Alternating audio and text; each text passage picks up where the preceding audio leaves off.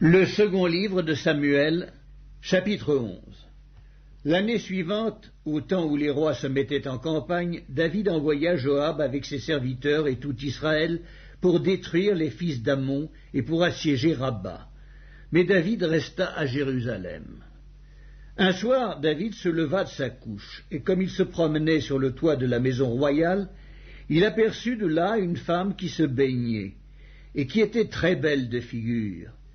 David fit demander qui était cette femme, et on lui dit « N'est-ce pas Bathsheba, fille d'Éliam, femme d'Uri, le Héthien ?»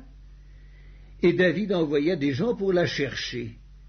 Elle vint vers lui, et il coucha avec elle. Après s'être purifiée de sa souillure, elle retourna dans sa maison. Cette femme devint enceinte, et elle fit dire à David « Je suis enceinte. » Alors David expédia cet ordre à Joab. « Envoie-moi Uri, le Héthien. » Et Joab envoya Uri à David. Uri se rendit auprès de David, qui l'interrogea sur l'état de Joab, sur l'état du peuple, sur l'état de la guerre. Puis David dit à Uri, « Descends dans ta maison et lave tes pieds. » Uri sortit de la maison royale, et il fut suivi d'un présent du roi.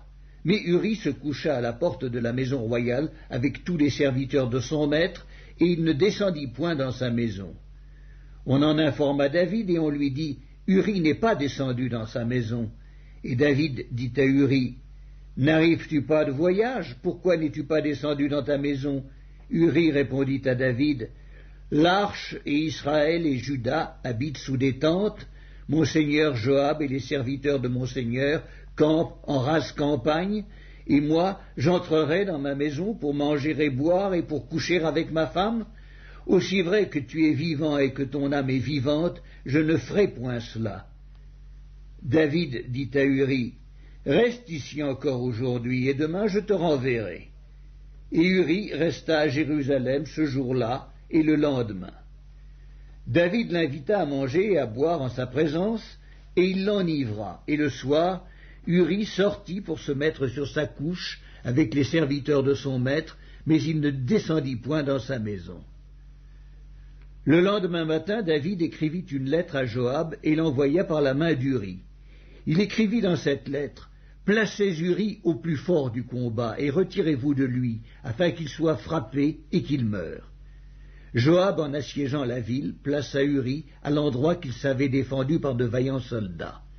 Les hommes de la ville firent une sortie et se battirent contre Joab.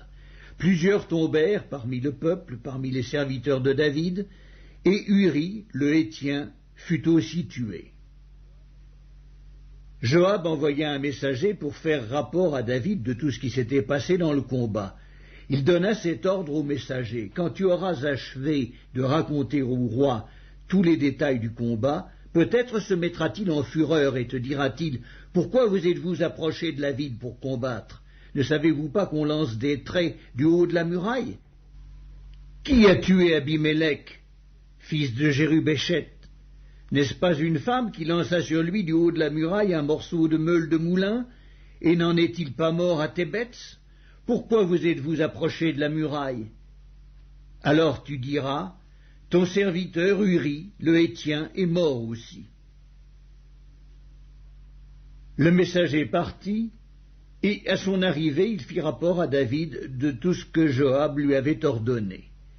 Le messager dit à David, « Ces gens ont eu sur nous l'avantage, ils avaient fait une sortie contre nous dans les champs, et nous les avons repoussés jusqu'à l'entrée de la porte.